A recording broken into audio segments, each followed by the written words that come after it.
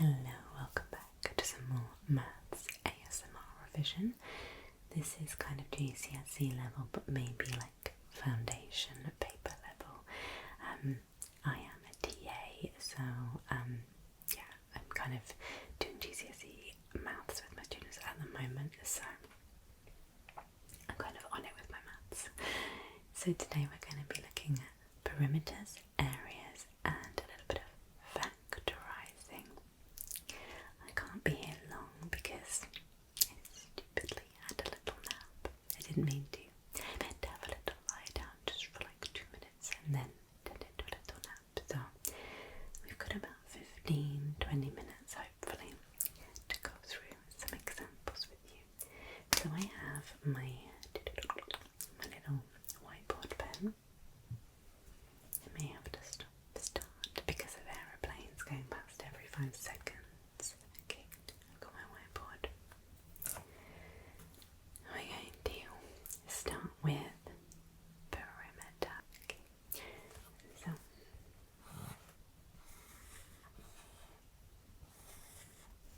how do you work out on the perimeter of a rectangle? So you'll be given a length,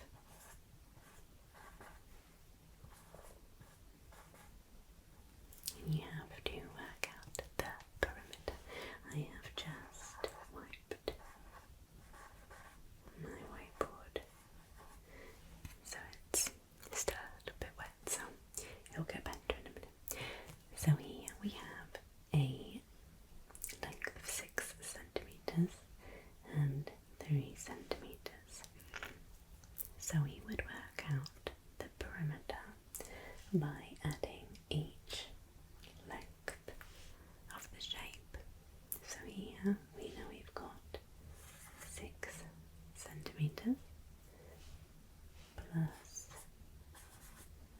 3 centimetres plus another 6 because it's the same as the bottom one, you can see that, plus 6 and another 3 here plus 3. Okay, so that gives us 9, 15, 18 centimetres. Perimeter is 18 centimetres. Okay, if you want to find out the area of a shape, so the area is everything within the shape, the perimeter is just the outside, then we have to do something different. Okay.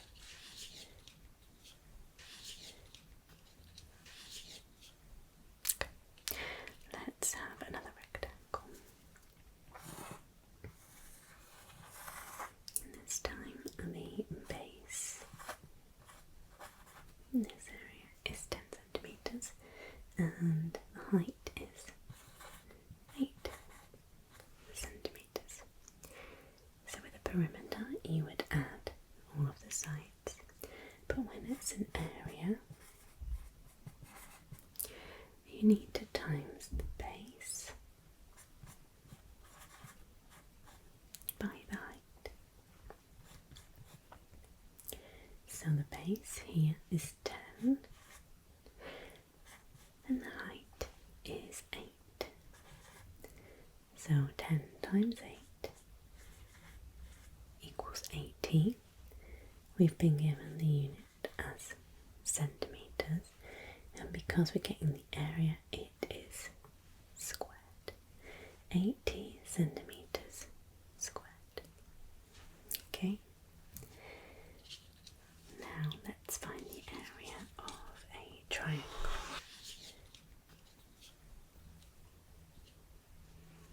Okay.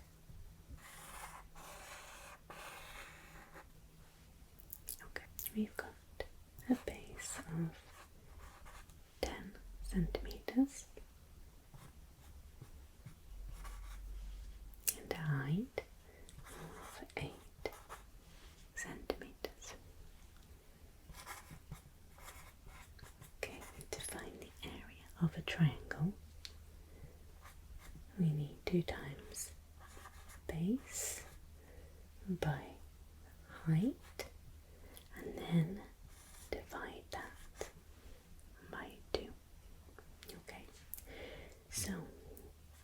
we have a base of 10. We have a height of 8. And we're going to divide that by 2. So that is 80 divided by 2. And that equals 40. So the area equals 40 centimeters squared. Okay. Does that make sense?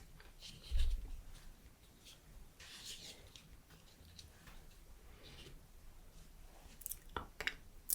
The final area I want us to work out today is for a compound shape. So a compound shape is when you have 2 or more shapes added together.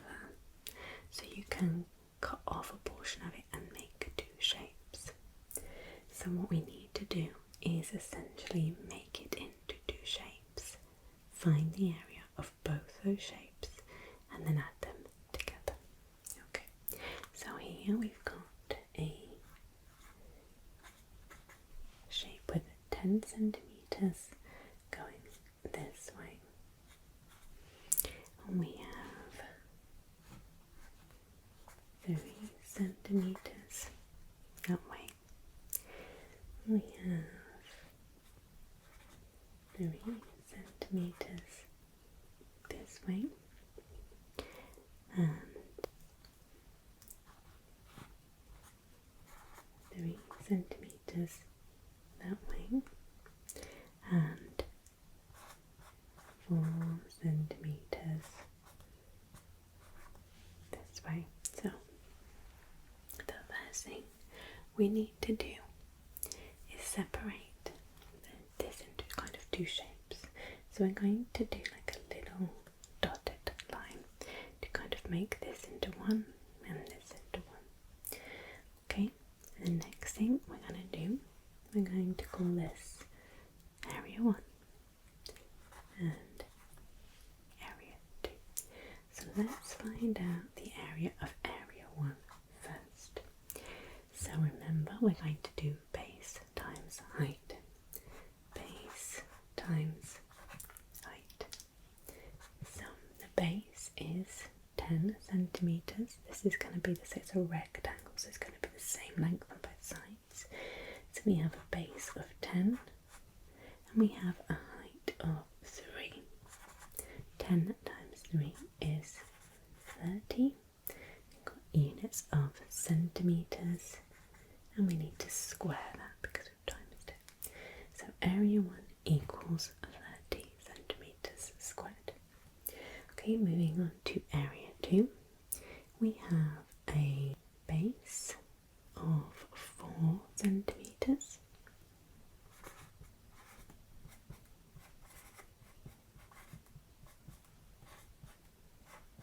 Times, this is 3 centimeters height, which equals 12 centimeters squared. So the last step to find the total area is to add 30 plus 12, 30 plus 12, and we get a total area of 42 centimeters squared for the whole compound shape. It's not so difficult when you break it down, right? Okay, got a very itchy face, my hair. Does anyone else have hair that's ridiculously itchy, or is it just me? Alright, I'm going to move on from areas and parameters now. Do something completely different. We're going to go to factorizing.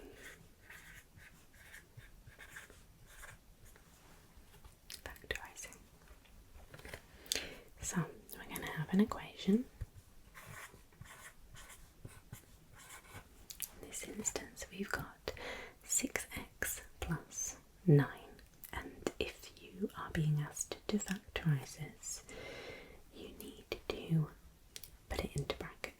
basically. So the first step is to find the highest common factor, and that means what multiples go into both of these numbers, 6 and 9. Think about your multiplications. Which is the highest multiplication that can go into both of these? So the highest for 6 would be 6, right? 6 times 1 is 6. But you can't multiply 6 to get to 9. Okay? So we need to drop down what number goes into both 6 and 9 that we can multiply. So 3 in this instance would be the highest, because 3 times 2 is 6 and 3 times 3 is 9. You can't go higher than that other than a 6 or a 9, but you can't multiply either of those numbers by 6 or 9. So it has to be 3 here. So now that we've got the highest common factor, we're going to divide each number by 3. Okay, you would divide by the highest common factor, whatever that is, each time.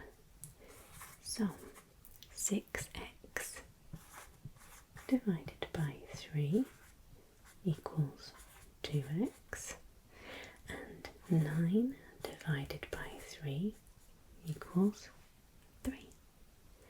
Now we need to put this into the bracket form.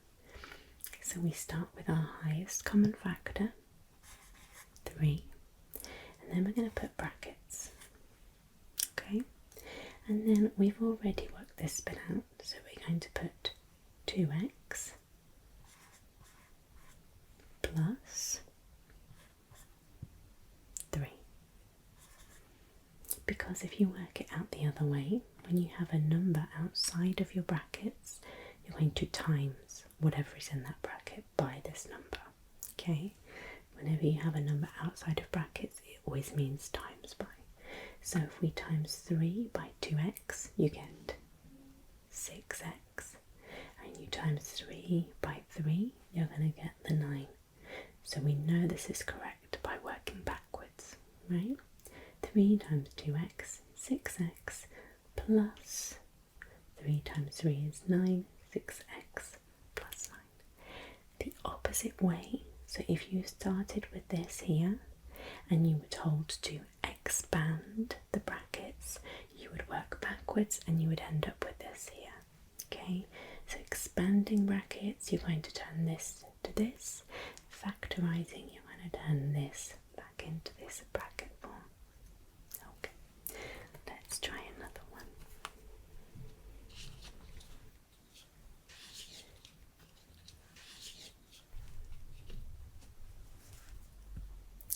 This time we have 7x plus 14.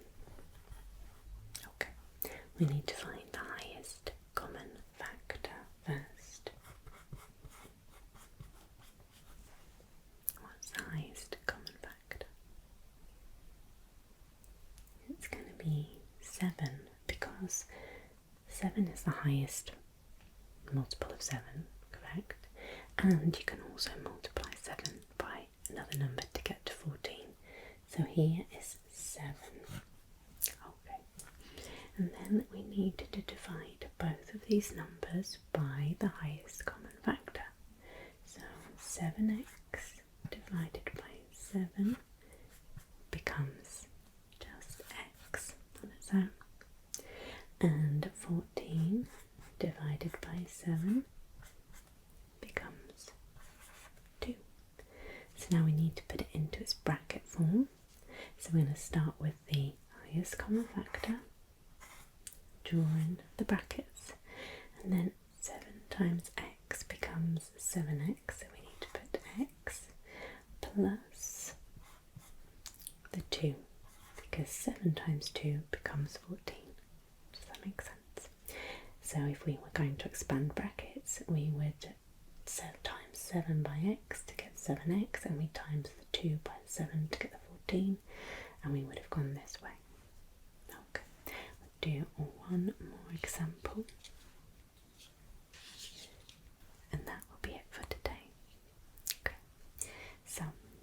one is 45 minus 27x. Okay, so the highest common factor here is a bit tricky. You need to do your times tables.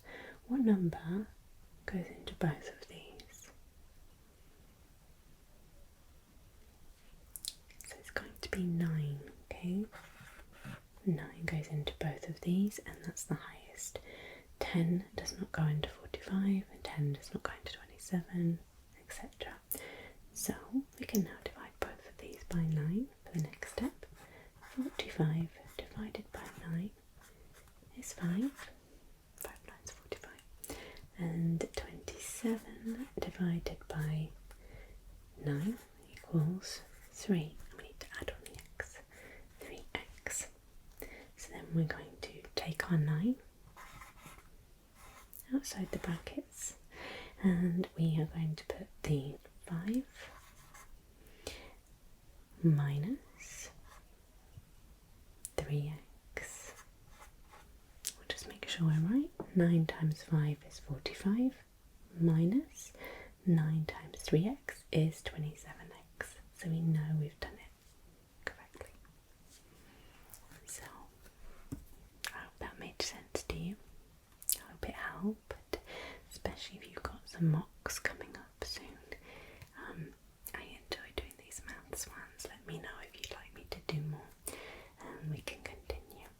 But now I need to go collect my son from school. So you need to get to sleep if that's what you're here for. And if you like, you can check out my first maths ASMR video. I will pop it at the end in the little boxes, so you can just quickly link straight